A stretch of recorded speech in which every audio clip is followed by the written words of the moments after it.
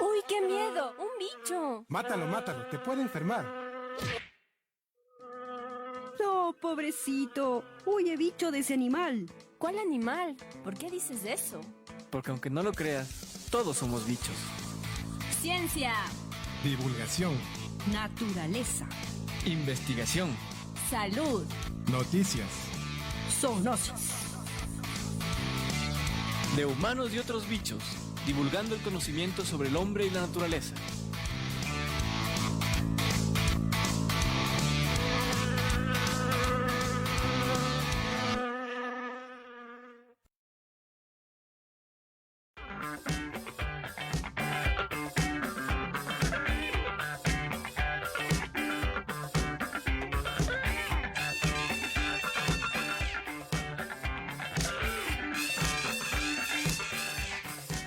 Nosotros debemos pensar que somos una de las hojas de un árbol y el árbol es toda la humanidad.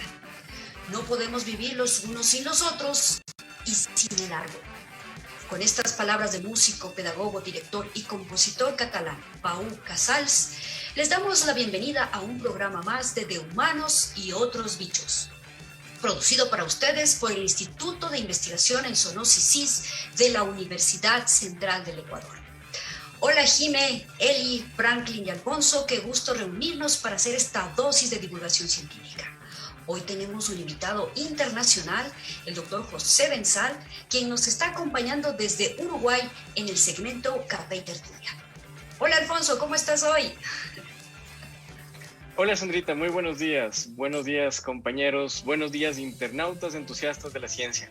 Bienvenidos a este espacio de divulgación científica. Compartiremos 60 minutos de noticias y de una entrevista que seguro será muy interesante con el doctor José Benzal. Bienvenidos a este espacio y ¿qué nos tienes preparados, Jimena, Eli, Franklin?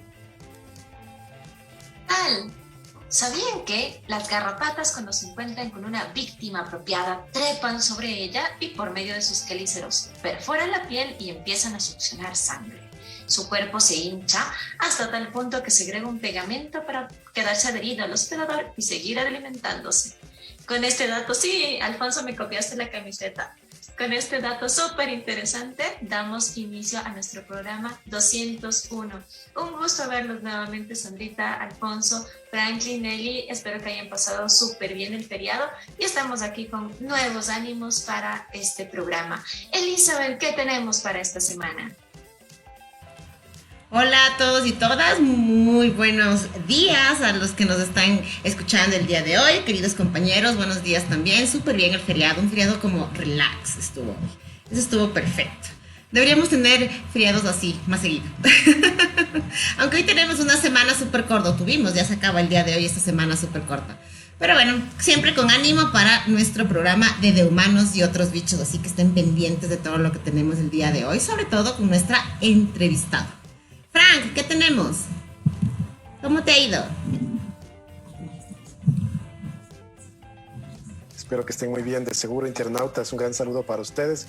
Estén atentos a la entrevista. Hoy tenemos un invitado muy interesante, así que alisten sus preguntas mediante nuestras redes sociales. El día de hoy les voy a hablar sobre un día muy interesante, el Día Internacional del Paludismo en las Américas. Así que estén atentos.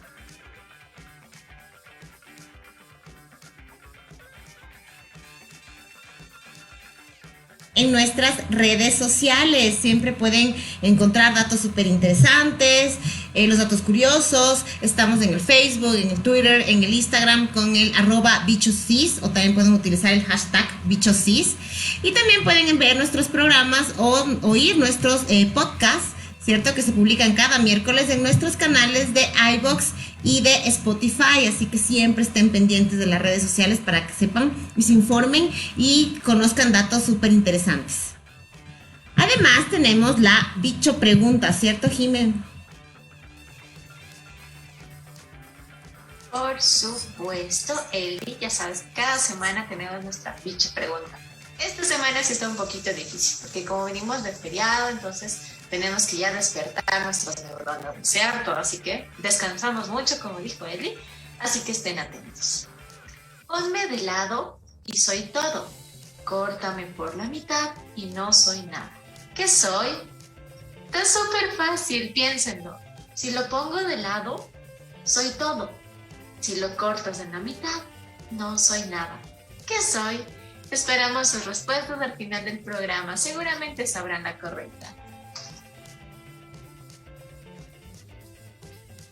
El día de ayer, nuestra querida Jime cumplió años y de parte de todo el equipo Bichos Cis, queremos felicitarla sinceramente en su onomástico. Eli, te enviamos un sincero abrazo, deseándote que hayas pasado un súper cumpleaños y sabes que te queremos con mucho cariño.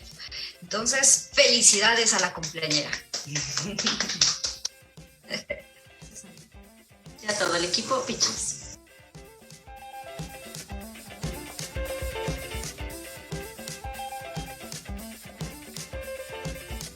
Bueno, y vamos a iniciar con las Bicho Noticias. ¿Qué tenemos para el día de hoy en las Bicho Noticias? Bueno, vamos a empezar con el 2 de noviembre. El 2 de noviembre es la conmemoración del Día de los Difuntos. En nuestro país muestra la diversidad cultural de los 4 mundos, las 4 regiones. El 2 de noviembre, en Ecuador, cada una de las regiones recuerda a sus difuntos con una amalgama de tradiciones ancestrales y ritos que son parte de la cultura de nuestro país para honrar a aquellos que ya no están en este plano astral, quienes partieron de este mundo terrenal. En la costa, por ejemplo, decoran balsas con flores y hacen procesiones en el mar también. Y en la sierra, en cambio, no falta la colada morada y las babas de pan.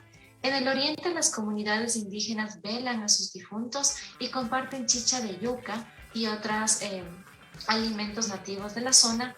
Y pues en la región insular, los cementerios son visitados por los familiares de los difuntos. Con ramos, coronas y velas decoran las tumbas de sus seres queridos.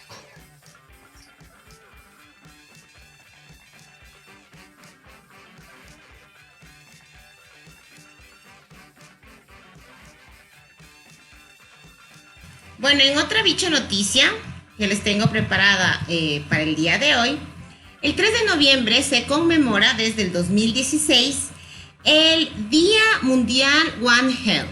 Varias asociaciones internacionales como la One Health Commission o la One Health Initiative y la One Health Platform decidieron instaurar este día para llamar la atención y visibilizar la necesidad del enfoque One Health o una sola salud, además de sus interacciones.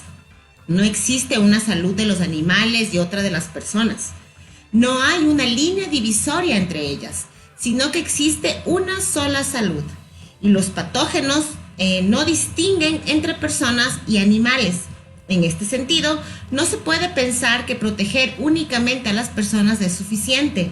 La fuente de contagio puede estar en los animales e incluso influenciada por las condiciones ambientales. Desde su primera convocatoria, el Día Mundial de One Health está diseñado para involucrar a todas las personas posibles en todos los escenarios, en eventos de educación y concientización con el concepto de una sola salud, para generar una variedad de proyectos internacionales que recuerden y fomenten el concepto de que la salud humana, la salud animal y la salud del medio ambiente son interdependientes y están vinculadas. Uno de los aspectos en donde destaca la importancia del concepto One Health es en las enfermedades zoonóticas, aquellas que se transmiten de los humanos a los animales o viceversa, como la influenza aviar, la rabia, la brucelosis o la fiebre del Nilo Occidental, que representan riesgos mundiales para la salud pública. Pero existen también otras enfermedades que se transmiten esencialmente de persona a persona, que circulan en animales y tienen un reservorio animal identificado y pueden causar graves crisis sanitarias, como la epidemia de la enfermedad por el virus del ébola, y no podemos olvidar la que estamos pasando en estos momentos, la actual pandemia de COVID-19. Según las directrices de la Organización Mundial de la Salud, OIE, el control de todos los patógenos zoonóticos que son de origen animal es la solución más eficaz y económica para proteger al hombre. Hay que recordar que el 60% de las enfermedades de las personas son de origen animal. Las 8 enfermedades humanas que suponen un mayor riesgo para la salud pública son de origen animal. Y el cambio climático o la globalización incrementan las posibilidades se produzcan saltos entre especies de patógenos y enfermedades y su rápida expansión. Recuerden, no debemos olvidar lo que nos ha pasado con la COVID-19. Por esas y muchas más razones es importante concientizar sobre una sola salud.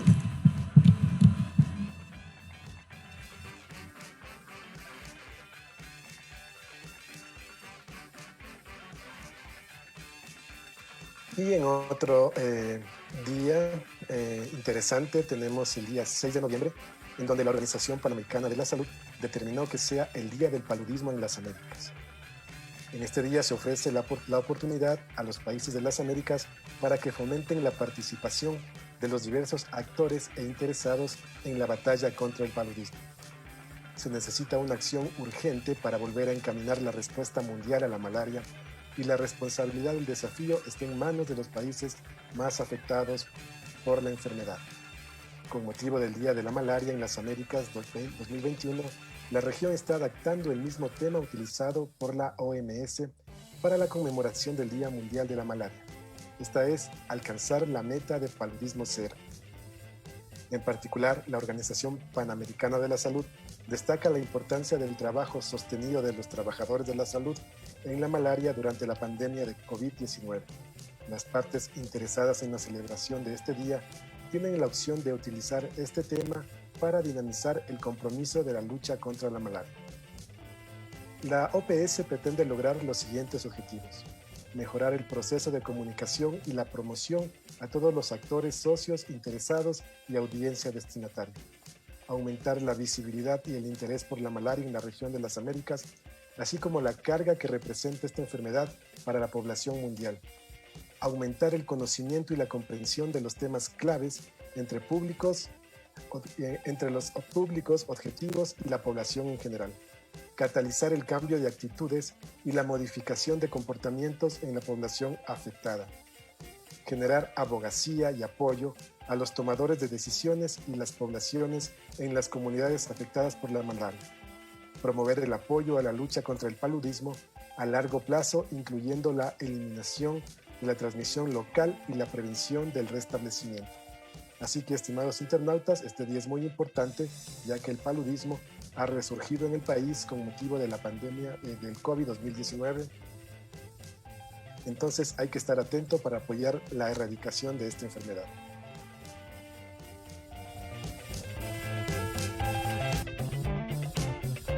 Ya han mencionado mis compañeros, el anterior lunes, 1 de noviembre, conmemoramos el Día Mundial del Veganismo. Sé que esta noticia no les llega muy bien a mis compañeros que son totalmente carnívoros. En otros días importantes, también hoy recordamos el Día Mundial de Concienciación sobre los Tsunamis y el día de mañana, sábado 6, el Día Internacional para la Prevención de la Explotación del Medio Ambiente en la Guerra y los Conflictos Armados.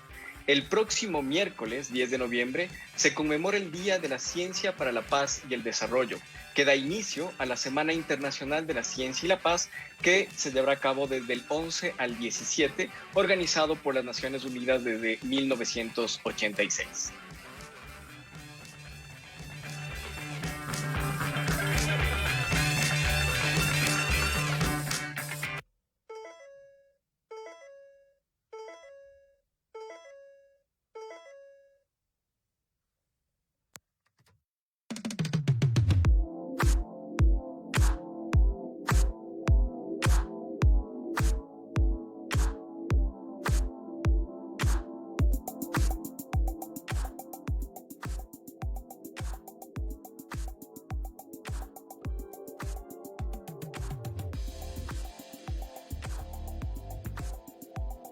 Especial. Damos la bienvenida a José Manuel Benzal, quien es de nacionalidad uruguaya.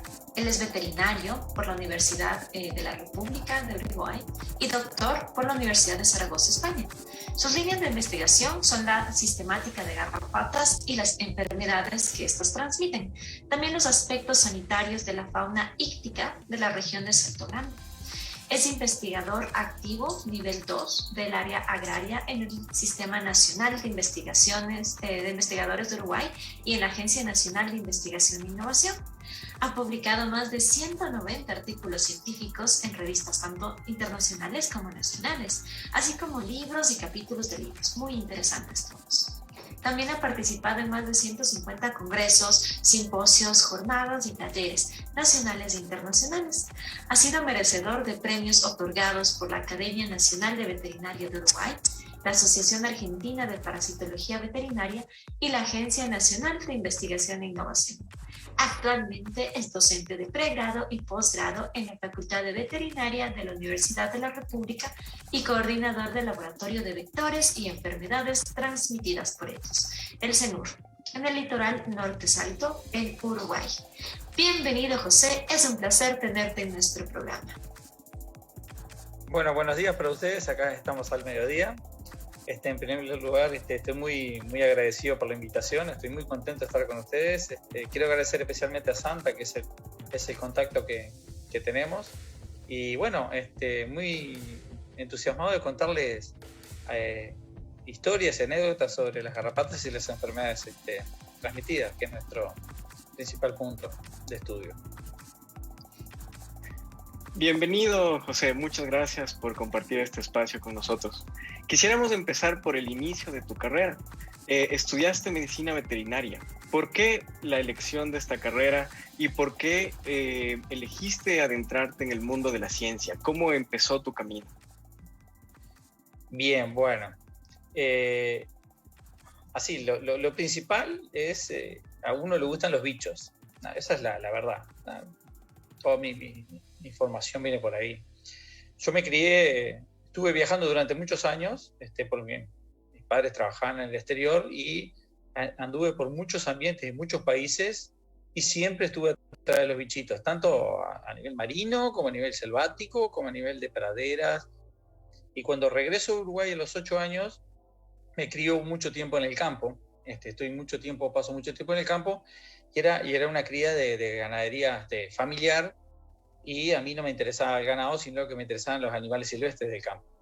Entonces, a partir de ahí, fue mi gusto total por los animales silvestres. Aunque, ahora voy a contar de que si bien soy veterinario, soy una cruza, soy un híbrido entre biólogo con conocimientos de enfermedades transmitidas y patología, una cosa así. Es una carrera que no existe en realidad. Pero básicamente esa es la verdad. Y bueno, entonces, yo tendría que ser biólogo. Como vivo al norte del país, a 500 kilómetros de la capital, Montevideo, yo estoy a 500 kilómetros al norte y estoy en la frontera. Estoy al lado de Argentina, que nos separa el río Uruguay, y a unos 120 kilómetros de la frontera con Brasil. Entonces, para estudiar biología había que ir a Montevideo, que son 500 kilómetros, alejarse de la familia, y en mi ciudad es la segunda sede más importante de la Universidad de la República, y tenía en ese momento, en el año 94, los 2 primeros años de veterinaria. Entonces, por una cuestión económica y también de lejanía, hice los 2 años de veterinaria aquí y no estudié biología. Y al final tuve suerte. Ahora le explico por qué. Al final me salió bien. Entonces, yo seguí siempre intentando hacer lo posible para estudiar los animales silvestres, pero claro, un ambiente muy productivo como es Uruguay, Uruguay es un país muy productor de carne, especialmente carne natural, hay mucha pastura, pero yo siempre estaba empecinado que tenía que trabajar con animales silvestres, y de a poco los fui llevando hasta lograr lo que pude hacer hoy, que fue justamente trabajar principalmente con animales silvestres y la interrelación que hay con especies domésticas y con los humanos. Y bueno, más o menos ahí fue que me recibí de veterinario. Esa fue mi historia. Después me tuve que ir a estudiar a Montevideo y ahí en Montevideo continué mi carrera y la terminé. Una carrera que inicialmente era de 6 años en Uruguay, una carrera muy larga. Actualmente la carrera es de 5 años y donde estoy yo, dando clases aquí, que soy profesor acá en el norte, ahora está la carrera completa de veterinario. Interesante, José, saber cómo cómo empezaste en este mundo, ¿no? de las ciencias veterinarias. Y bueno, según tu biografía, pues entendemos que tu principal línea de investigación es la sistemática de las garrapatas y las enfermedades que éstas transmiten. Cuéntanos cómo comenzó este estudio, las colaboraciones que hiciste con otras instituciones y los aportes científicos que se han hecho hasta ahora para Uruguay, porque veo que es una larga caminata. Bien. Gracias, Sandra. Sí, la verdad que son muchos años. Yo ya empecé a sacar la cuenta y son demasiados años. Van pasando los años y uno no se da cuenta. La historia sigue. Entonces, en tercer año me tuve que ir para Montevideo. Sería más o menos 96, aproximadamente, el año 96. Y me puse a estudiar muchísimo. Y en el año 97 ya pude ser incorporado a trabajar en parasitología. Pero siempre intentando ver cómo podíamos llegarle a los parásitos de los animales silvestres. Hasta que tuve la suerte de que aparece una garrapata de un ave, porque en mi campo fuerte son las aves, aparece una garrapata de un ave y no tenía ni idea de lo que era. Y a partir de ahí me encomendaron a mí que llegara a lo que era esa garrapata. Y ahí en esa época no había prácticamente herramientas, no había clave, no había nada, estuve, pero no sé cuánto tiempo con la garrapata atrás de ella, y ahí, gracias a eso, empezaron todos los estudios, me gané un proyecto de iniciación, un montón, me entusiasmé mucho, y a partir de ahí comenzó el nexo con las garrapatas, a nivel sistemático. Para ello, obtuve mucha ayuda, especialmente el doctor Alberto Guglielmone, del INTA Rafaela en Argentina, que era la persona que empezó a reclutar investigadores en Latinoamérica. Porque si bien las garrapatas son muy importantes, son muy buenas para adquirir proyectos por la cantidad de enfermedades que transmiten en todas las especies,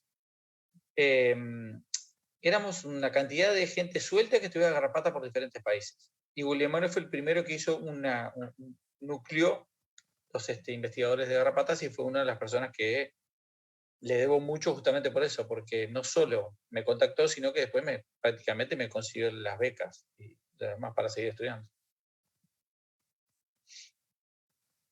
Interesante, José, sin duda. Has trabajado mucho y has dado muchos aportes científicos en el mundo de las garrapatas. ¿Y qué aportes has hecho a la sistemática de las garrapatas de la región neotropical recientemente? Bueno, más o menos como en 20 años recientemente, vamos a hablar, Franklin. Bien, lo que más me gusta a mí es trabajar con las garrapatas, por supuesto, de animales silvestres. Y mientras estamos en las preliminares, tuve que sacar la cuenta de cuántas garrapatas había escrito, no me acordaba.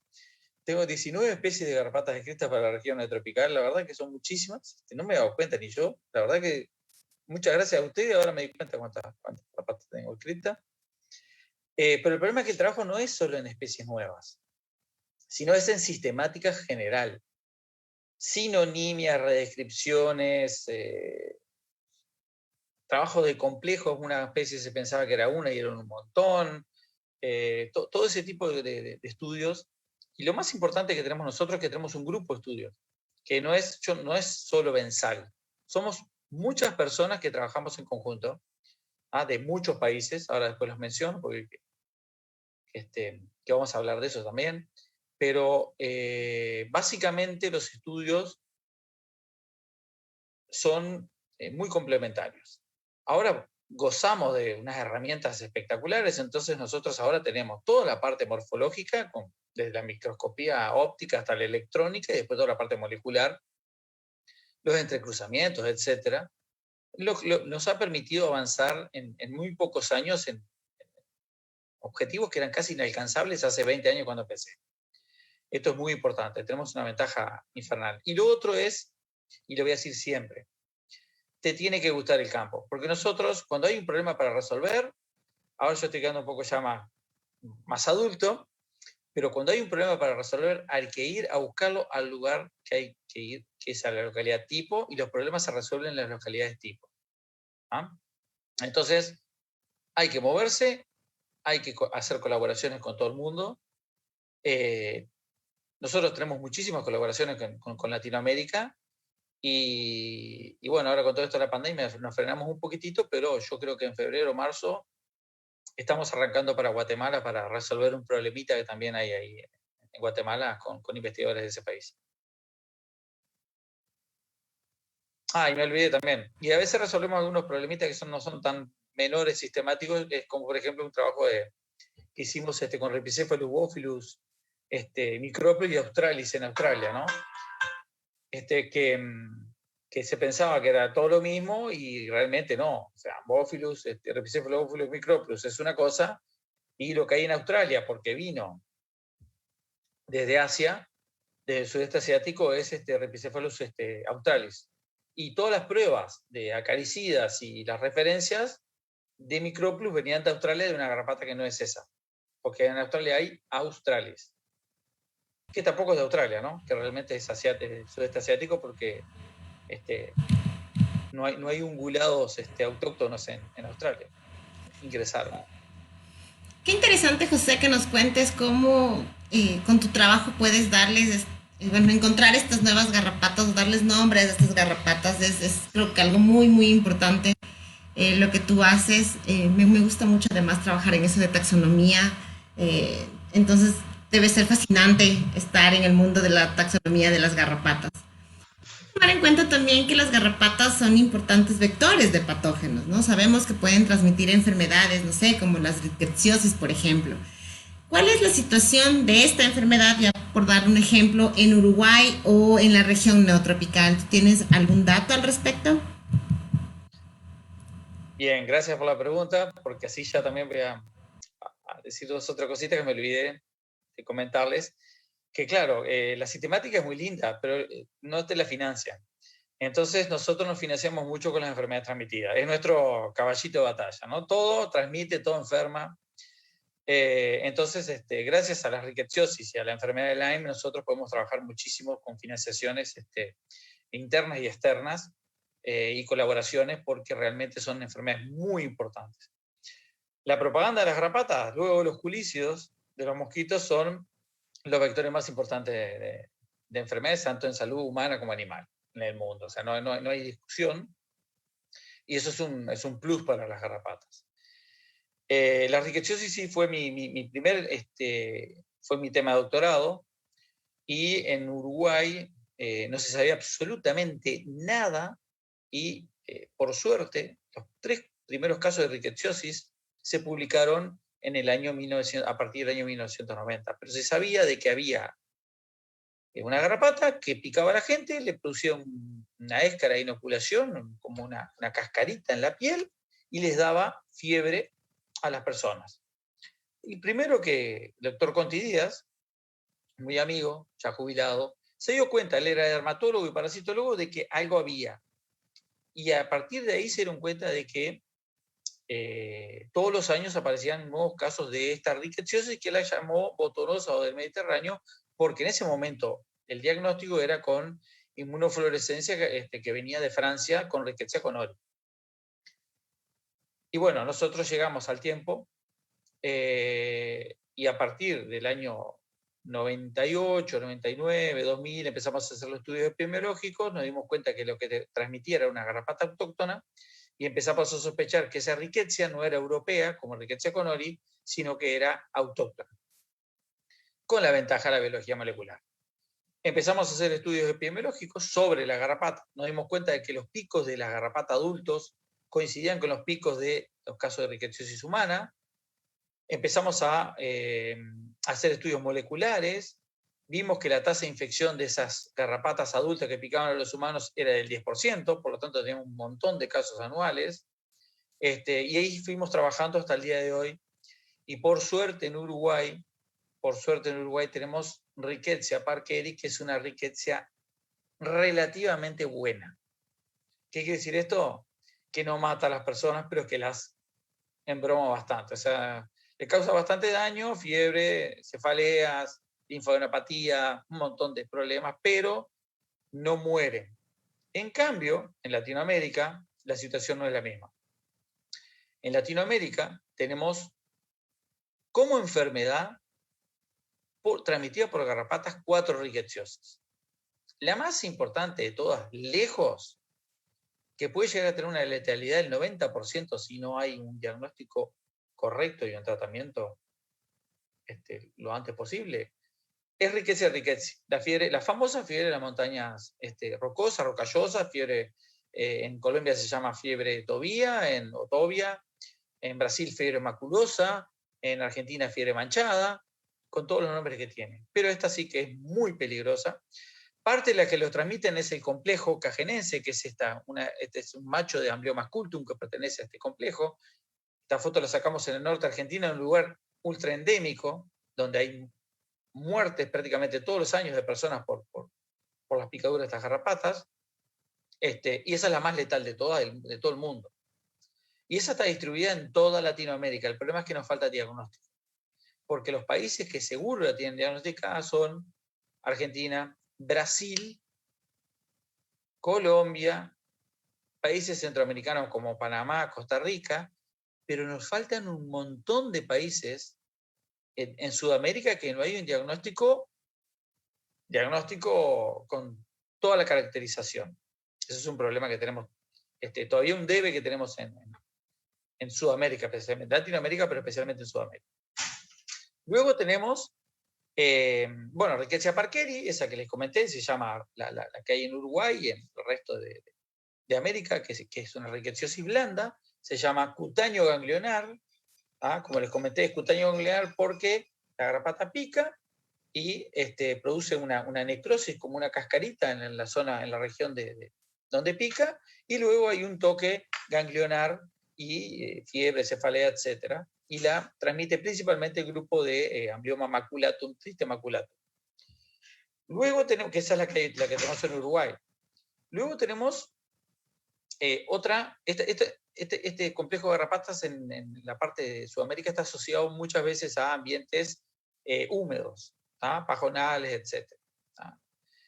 Luego tenemos una Rickettsia parkeri similar, que se llama, vamos a hablar en español, cepa mata atlántica, que está asociado a zonas selváticas, que la transmite otro grupo de garrapatas, que es el grupo de Amblyomma ovale, que es también blanda. Es una rickettsiosis blanda que provoca los mismos problemas muy similares a los de Rickettsia parkeri transmitido por triste maculatum, Amblyomma triste maculatum, que es el otro. Sí ya está identificado en muchos países, varios países.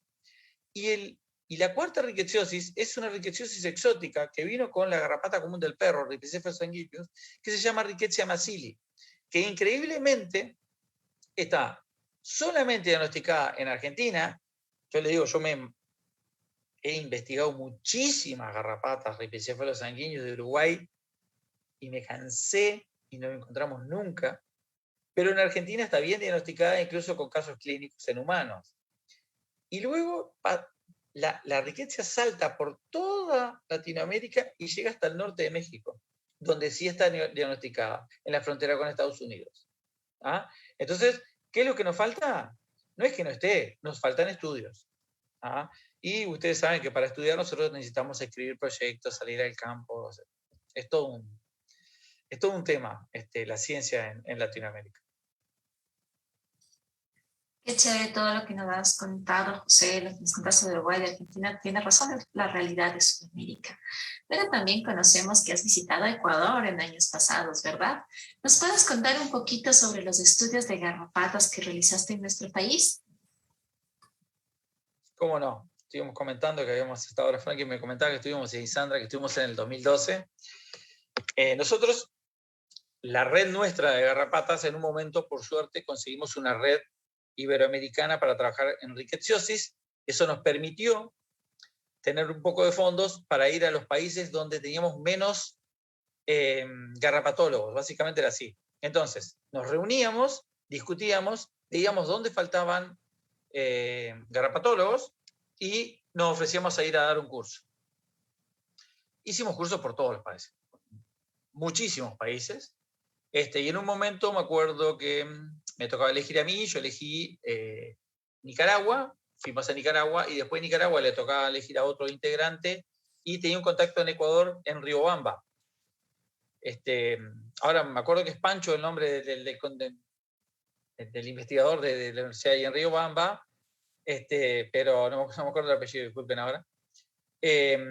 Y fuimos, hicimos el curso en Riobamba, estuvimos muchos de nosotros en contacto, y luego hicimos una colecta lamentablemente no fui a Ecuador las cantidades de veces que tendríamos que haber ido y haber hecho colaboraciones, porque es un país muy rico, con muchas posibilidades de estudio, y lo que hicimos nosotros, aparte, quedamos solamente con el doctor Marcelo Labruna, de la Universidad de San Pablo de Brasil, la universidad catalogada número 1 en Latinoamérica en este momento, y tuvimos pocos días y pudimos recorrer la zona de altiplano, donde no colectamos ninguna garrapata, obviamente, pero sí obtuvimos pulgas, que se hicieron algunos estudios de riquezas en pulgas.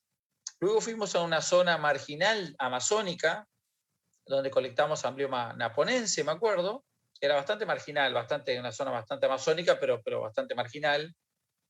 Y luego, lo que más me gustó, sinceramente, es el páramo. Fuimos a una zona de páramo donde hay unas aguas termales cerca, no me acuerdo el lugar exactamente ahora. Papayasca. Ahí está, Papayasca, eso mismo. Y la verdad que ahí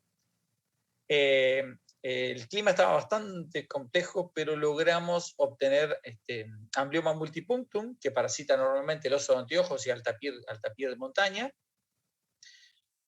Y había muchos más trabajos para hacer y quedamos en algún momento en volver a hacer colaboraciones y volver a Ecuador, pero no se nos dio la oportunidad, porque realmente normalmente sin pandemia viajamos por lo menos 3 veces al exterior lejos, y la verdad que la agenda es terrible, no nos va a alcanzar la vida para poder colaborar con todos los investigadores que se pueda colaborar y los países que se pueda viajar.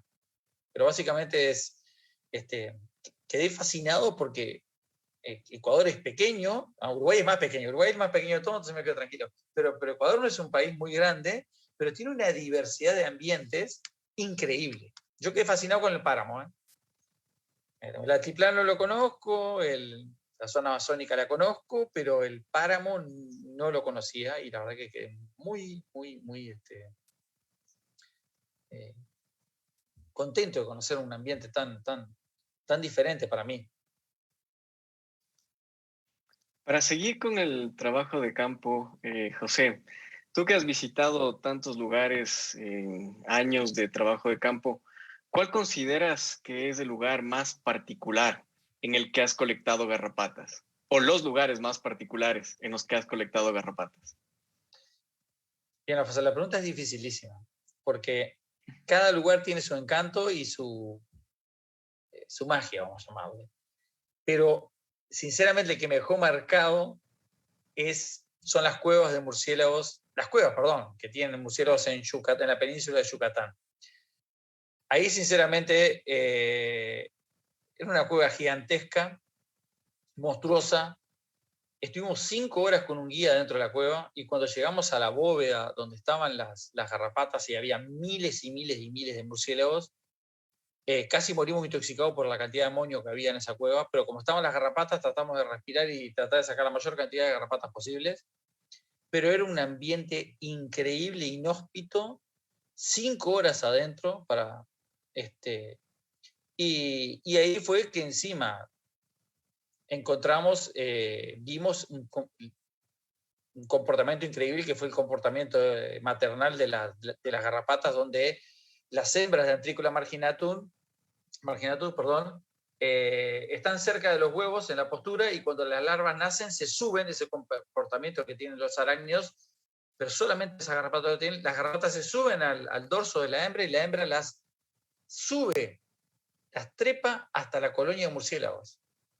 Y eso es un comportamiento increíble y vimos todo eso en el mismo día. Y eso fue alucinante, eso sí que fue alucinante. Igualmente salimos con una intoxicación de amonio que también deliramos prácticamente, ¿no? Y vimos eso y no sabíamos si era verdad o era mentira. Y era verdad. Qué chévere. Sí, pero son muchas anécdotas, son muchísimas anécdotas, muchos lugares que hemos visitado y nos pasó de todo. Ya me imagino, José, y seguramente en una de esas expediciones te picaron las garrapatas, ¿no es cierto? Y pues, con tu experiencia, ¿qué les recomendarías a los biólogos, veterinarios o a cualquier persona para evitar que les piquen las garrapatas? O si ya los picaron, ¿cómo se las deberían sacar correctamente? ¿Qué nos podrías indicar? Perfecto, Sandra. Bueno, yo no soy el mejor ejemplo para explicar porque yo ya en el campo ya prácticamente no me cuido más porque me han picado tantos que ya me cuido mucho menos de lo que debería, perdón. Pero sí, me han picado prácticamente toda la salida del campo. Lo único que las recomendaciones para los investigadores, y especialmente en áreas endémicas de fiebre manchada, es llevar la ropa adecuada. Generalmente esto que tengo acá, que son camisas con ojales, no son recomendados porque las garrapatas mejor son remeras como las que tiene Alfonso ahí, que son enteras, ponérselas por adentro del pantalón y luego los calcetines siempre por encima del pantalón. Ahí nosotros tenemos una ventaja que ya por lo menos disminuimos las posibilidades. Después, las mangas con cintas, y lo que funciona muy bien es colocarse cintas adhesivas de doble faz en determinados lugares del cuerpo. Entonces las garrapatas van a querer subir y van a quedar pegadas, especialmente en el pantalón. Todo esto funciona muy bien cuando el ambiente no es hostil. Cuando tenemos ambiente hostil de espinas, temperaturas altísimas, estamos con 99% de humedad, 40% 40 grados de temperatura, uno empieza a desesperarse, ahí ya la situación empieza a cambiar y empezamos a bajar un poco las defensas. Pero sí, lo ideal es lo que les dije al principio. Si tenemos, lo más importante, si nos colocamos repelentes vamos a tener un problema con las garrapatas que colectemos. Entonces a veces no es muy conveniente. Pero lo que sí es importante es la revisión post-muestreo. Esa es la más importante de todo. Porque uno después que viene del campo se tiene que revisar íntegro, porque tenemos una ventana de horas para la transmisión de patógenos. Cuanto antes nos quitemos las garrapatas, menos posibilidades de que nos transmita el patógeno. Y si es enseguida, mejor. Ya a partir de las 4, 5, 6 horas, las riquezas y lo demás empiezan a ser transmitidas. José, sin duda muy interesante las aventuras que uno se pasa en el campo cuando se estudia este tipo de artrópodos. Por suerte yo creo que soy un poco, no les caigo bien a las garrapatas, solo una vez de lo tanto que hemos salido se me subieron unas 2 al brazo. José, ¿podrías contarnos qué datos curiosos sobre la biología de las garrapatas nos podrías contar que sean interesantes para nuestros internautas que nos están escuchando? Bien. Bueno, seleccioné 2. El primero es una anécdota laboral sobre las riqueciosis humanas en Uruguay, y el segundo es de mis muestreos de campo acá en el norte del país, donde tengo que llevar a mis hijos. Muchas veces yo tengo que salir con mis hijos porque no tengo dónde dejarlos. Entonces salen con nosotros al campo. Bueno, el primero es sobre la riqueciosis humana en Uruguay, transmitido por una garrapata que es Amblyomma triste, una garrapata que vive tradicionalmente en zonas húmedas de pajonales, pastizales, bastante similares serían pastizales similares a los que tiene Franklin en el fondo de pantalla, pero húmedos, muy húmedos, pero bien húmedos, y la garrapata vive ahí tranquilamente. La garrapata ahí lo que sucedía era que se alimentaba de carpinchos, el roedor más grande del mundo, y del ciervo más grande de América, que es el ciervo de los pantanos, los Toceros. ¿Qué fue lo que pasó en Uruguay? Mataron a todos los ciervos y a los carpinchos los tienen, para comérselos, los tienen muy alejados de las zonas donde vive la garrapata. Entonces la garrapata lo que le sucedió fue que se empezó a morir de hambre. ¿Qué sucedió? O la garrapata o se moría, o empezaba a comer, a alimentarse de otro hospedador. ¿Qué es lo que más hay en esa zona? Perros. Perros. ¿Por qué? Porque hay muchos asentamientos de gente humilde que no tenía para comprar terrenos y empezaron a invadir y a construir casas precarias en zonas de humedales, pajonales, pastizales húmedos, con muchos perros. Esos perros no tenían ningún antiparasitario y lo que tenían que hacer era básicamente lo que eran los hospedadores principales de esas garrapatas. Esas garrapatas que normalmente había, no sé, 10 por hectárea, pasó a haber 100.000 por hectárea. Por lo tanto, si una persona pasaba por ahí, tenía mucho más posibilidades de que se le subieran y lo picaran. Y ahí empezó un cambio. Esto no es cambio climático, esto es un cambio ambiental por antropización, que lo que ha logrado es que haya millones de garrapatas en zonas suburbanas del sur de Uruguay, especialmente a los alrededores de la capital, y que todos los años tengamos problemas graves de riqueciosis. ¿Ah? Ante lo cual me llaman muchas veces a mí por el tema de las picaduras de las garrapatas y yo tengo que hablar con los médicos. Recuerden que yo soy veterinario, no soy médico. Lo que sí soy médico de garrapatas, eso sí. Cuando las garrapatas tienen un problema, también soy médico.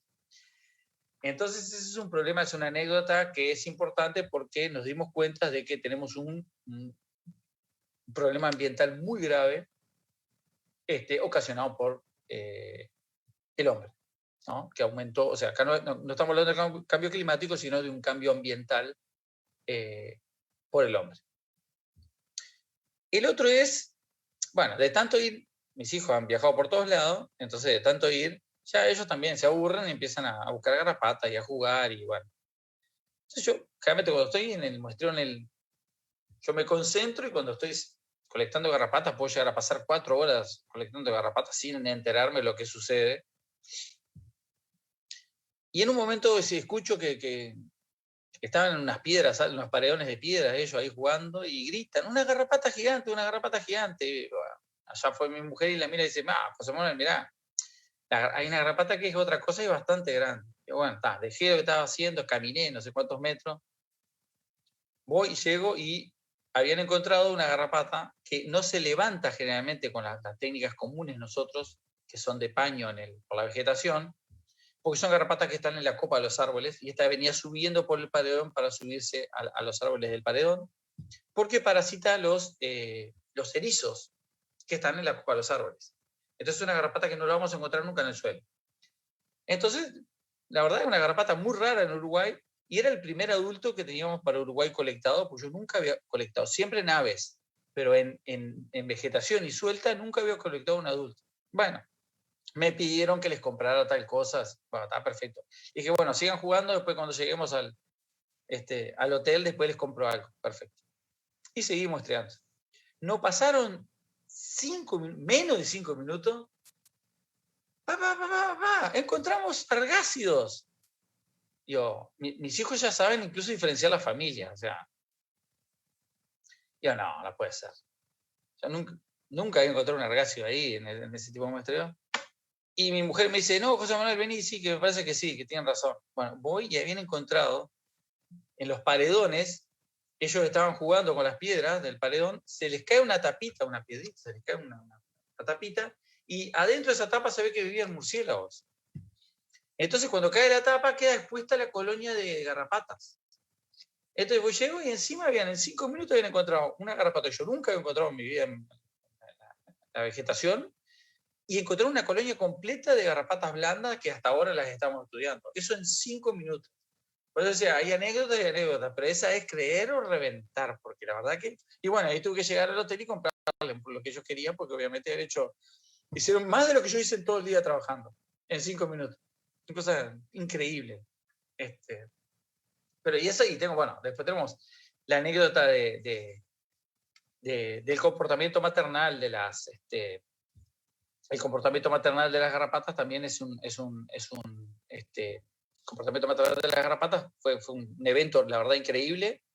Y el otro que es increíble también es que todos estamos acostumbrados a que las garrapatas sean hematófagas, pero en Latinoamérica, especialmente en la región neotropical y un poquito en la neártica, tenemos el género antrícola de garrapatas blandas, que se alimentan, las ninfas y los adultos se alimentan de guano de murciélagos. Son coprófagas. Y eso es otro comportamiento increíble que lo pudimos comprobar nosotros en diferentes cavernas a lo largo de Latinoamérica. Y eso es otra anécdota increíble de ver las garrapatas comiendo guano, es algo también bastante curioso e increíble. Dentro de todas las anécdotas que puedo contar, personales. Nunca hubiera pensado, José, que puedan haber estos comportamientos tan diversos diversos en las garrapatas. Uno a veces piensa que escucha garrapatas y todas van a ser igualitas y se van a comportar de la misma forma, pero vemos que no hay tal, ¿no? Puede ser muy diverso. Y bueno, y ahorita hablabas tú un montón de estas historias, de estas anécdotas de tus hijos encontrando garrapatas. Pero ¿qué nos puedes decir a las personas que, como yo, no nos gustan las garrapatas? Que no nos pondríamos a buscar garrapatas ni mucho menos. O sea, ¿qué nos dirías así como para que nos guste un poquito más? Bien, para que les guste, la verdad que al que no le gusta no lo vamos a obligar a que les guste.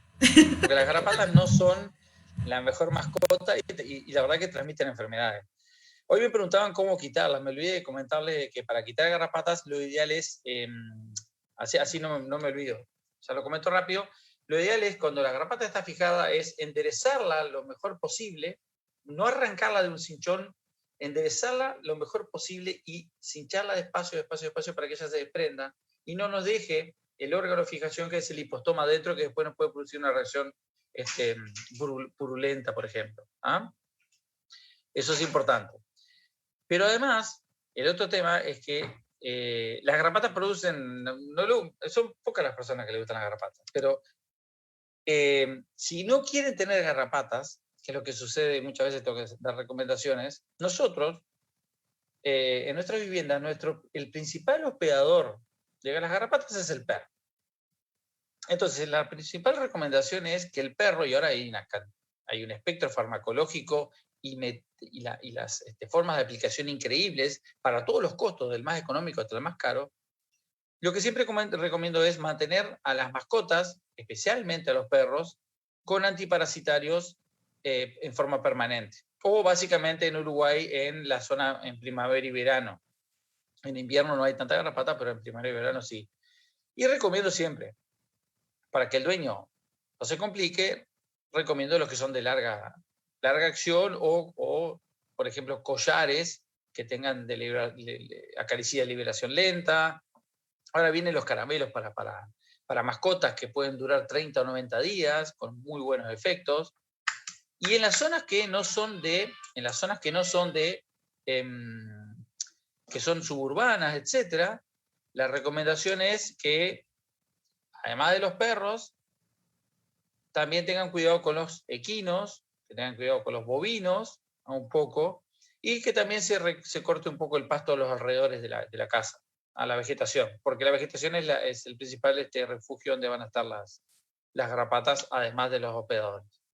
Pero, sinceramente, si no te gustan las garrapatas, no te vamos a obligar. José, te agradecemos muchísimo por esta entrevista. O sea, el tiempo, lastimosamente, es nuestro peor enemigo y nos quedaríamos contigo conversando todo el día si fuera posible sobre garrapatas, pero el tiempo está en contra.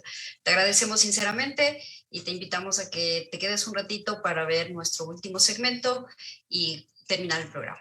Muchas gracias por introducirnos en este mundo fascinante que es el de las garrapatas y conocer aquellos datos curiosos que no todo el mundo conoce. Muchas gracias, José. Bueno, muchas gracias a ustedes. Es un placer tener esta reunión con ustedes y con todos los que nos están siguiendo por los demás canales, ¿no? Muchas gracias.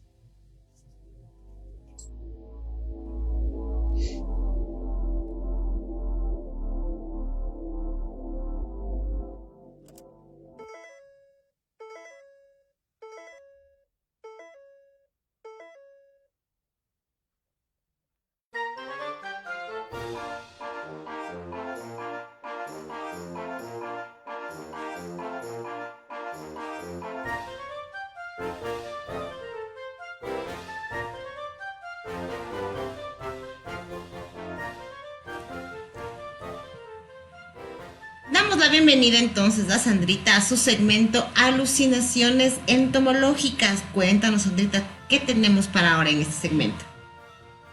Bienvenidos, estimados internautas, a su segmento Alucinaciones entomológicas, donde les cuento historias sobre el fascinante mundo de aquellos seres de 6 patas. El tema de hoy es un caso sorprendente de mimetismo batesiano.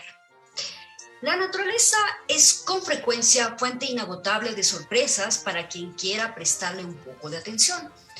Escudriñar algunos de sus aspectos, a la par que admiración, nos hacen reflexionar sobre las complejas, extraordinarias y sutiles relaciones que se establecen entre los organismos. Una de las facetas que nunca dejarán de maravillarnos es el mimetismo. Y en esta nota vamos a referirnos a un insólito caso del llamado mimetismo batesiano, descubierto no hace mucho tiempo, allá por la década de los años 70. El fenómeno del mimetismo batesiano, en el que especies inofensivas imitan el aspecto y en ocasiones también el comportamiento de otras especies agresivas o peligrosas, se da en muchos grupos de vertebrados e invertebrados. Entre otros ejemplos conocidos, modelo e imitador pueden ser miembros de la misma clase taxonómica, aunque pertenecientes a diferentes órdenes. Una polilla o un escarabajo que imitan a una peligrosa avispa o una mosca que imita a una abeja. No son extraños los casos en los que el mimetismo se da entre organismos pertenecientes a diversas clases. Un escarabajo que imita a una araña o un insecto palo que imita a un escorpión. Tampoco son infrecuentes los ejemplos en que un invertebrado toma como modelo a un vertebrado. Una oruga que se asemeja a una serpiente o una mariposa que imita los ojos de un búho. Sin embargo, el caso contrario, en el que un vertebrado imita a un invertebrado, es mucho más raro, pero por supuesto también está presente en la naturaleza. Vamos a ver este ejemplo curioso. En el sur de África viven grandes carábidos, que son escarabajos, pertenecientes a los géneros Antia y Thermophilum, algunos de los cuales superan los 5 centímetros. Su coloración es negra, con algunas manchas blancas formadas por una especie de vello distribuidas por el pronoto y los élitros. Al igual que la gran mayoría de los carábidos, poseen unas patas bien desarrolladas que les permiten correr rápidamente por el suelo en búsqueda de presas a las que capturan con sus enormes mandíbulas. Algunas especies, como Artia torácica, tienen unas mandíbulas extraordinarias, verdaderas cortadoras naturales. Como puede suponerse, con tal arma, aves, mamíferos y reptiles, principales depredadores de los desiertos donde viven, les tienen un más que justificado respeto. Pero el arsenal ofensivo de estos insectos no acaba ahí, pues son capaces de descargar por el ano un líquido muy corrosivo con el que intentan acertar en los ojos del adversario. Este líquido, compuesto de ácidos de diferente composición bioquímica, es incluso peligroso para el hombre. Su color negro con manchas blancas los hace muy visibles en los suelos arenosos claros de las zonas donde habitan. Un claro ejemplo de coloración aposemática en la que sus llamativos colores sobre la arena advierten a los depredadores de con quién se están metiendo. Este conjunto de características les hace candidatos al título de modelo para especies inofensivas que vivan en su mismo entorno. Lo curioso del caso es que el imitador no es otro escarabajo o un insecto, ni siquiera otro artrópodo, sino un vertebrado, el lagarto Heliobolus lugubris. Este lagarto adulto de hábitos diurnos no parece tener nada de extraordinario, ya que a lo largo de sus 18 centímetros presenta una textura bastante corriente de color marrón salpicada de negro y con 3 rayas longitudinales blancas. Un diseño bastante interesante. Los que sí llaman poderosamente la atención son los lagartos juveniles, que en contra de lo que parecería aconsejable, destacan de forma evidente sobre la arena por su color negro azabache cubierto de puntos blancos. La cola, en cambio, sí se disimula sobre la arena al tener una gruesa banda marrón, variando la tonalidad según la zona geográfica donde se encuentra el lagarto. Es como si el lagarto supiera que los escarabajos no tienen cola y se esforzara en hacerla desaparecer. Pero el parecido va más allá de lo morfológico y alcanza también al comportamiento, ya que el Heliobolus imita los movimientos rápidos e impredecibles de los carábidos e incluso arquea la espalda separando la barriga del suelo, dando la impresión a un observador poco atento de que se trata de un animal del cuerpo rechoncho y abombado, igual al aspecto de un escarabajo. De esta forma, el inofensivo Heliobolus consigue engañar a sus depredadores haciéndose pasar por agresivos Antia o Thermophilus y ofreciéndonos un ejemplo más de eso que viene a llamarse el ingenioso mecanismo de supervivencia llamado mimetismo. Esta información fue tomada de la revista SEA del autor José Manuel Brenes Rendón, publicado en 1999 en Cádiz. Espero que les haya gustado esta información en su segmento Alucinaciones entomológicas. Hasta una próxima oportunidad.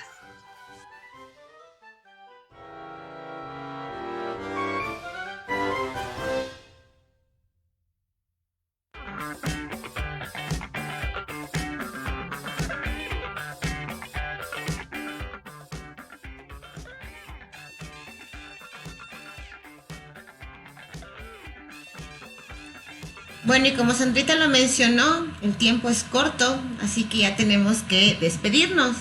Pero no lo vamos a hacer sin antes la respuesta a la difícil pregunta del día de hoy que Jimena nos puso en la bicho pregunta, porque así como para variar, no le atino. Jime, cuéntanos. Bueno, Eli, esta semana está muy fácil. Alfonso, todavía tienes la oportunidad de hacer tu segunda respuesta correcta después de 211 programas. Me los voy a repetir otra vez. Ponme de lado y soy todo. Córtame a la mitad y no soy nada.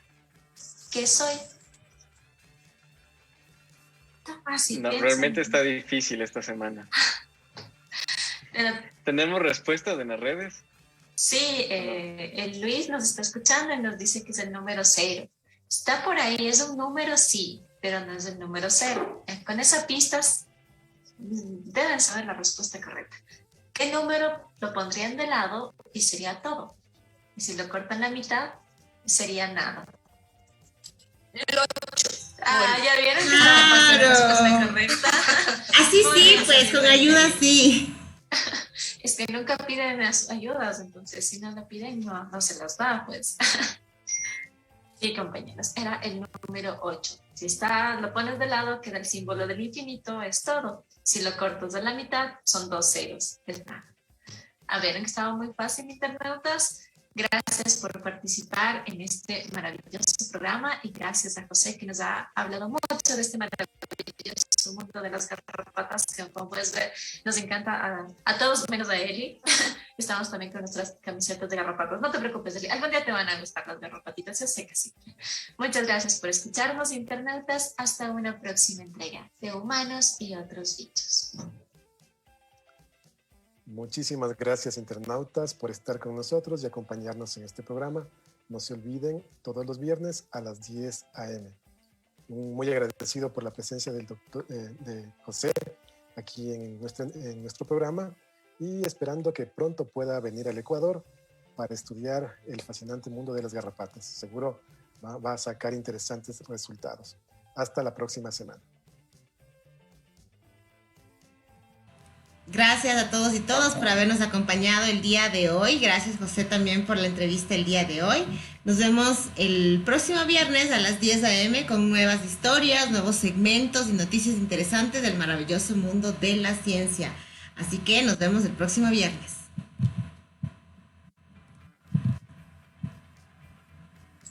Bueno, me uno a esta despedida del programa, pues agradeciéndole a José, realmente nos hace amar más a las garrapatas, realmente conocer la experiencia que él tiene nos estimula muchísimo, bueno, excepto a la Eli, pero a todos los demás. Muchas gracias, José, gracias a todos los internautas, a nuestros internautas por escucharnos, por darnos sus likes en nuestras redes sociales y nos estamos viendo la próxima semana en una entrega más de Humanos y otros bichos. Antes de terminar de despedir el programa, José, ¿querías dedicarnos unas últimas palabras? Sí.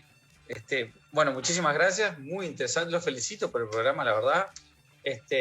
Parecen locutores, incluso están bien, ¿sabes que lo tienen bien puesto a punto? Los felicito y la temática es muy interesante, así que sigan para adelante y esto la verdad que es muy cultural incluso, no solamente, porque veo que abarcan un montón de temas, así que los felicito y bueno, nuevamente les agradezco y quedo comprometido a regresar.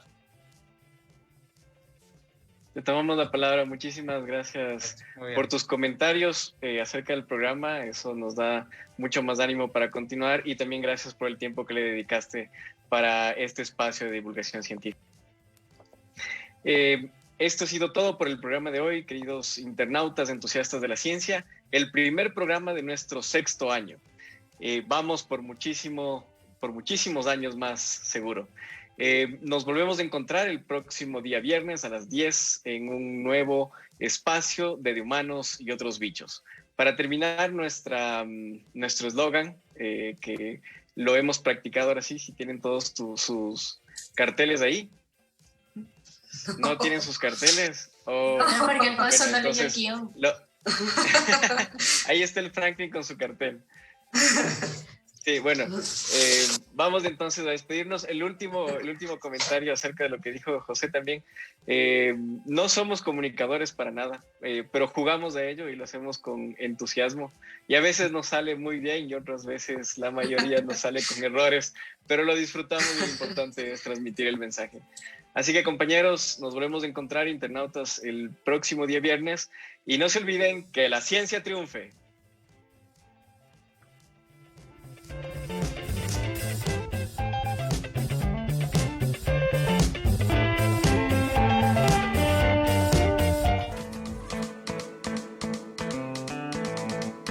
Esto fue De Humanos y Otros Bichos. Si te gusta la ciencia divertida, no te olvides de escucharnos. Todos los viernes de 10 a 11. Una producción de Radio Universitaria Online de la Universidad Central del Ecuador.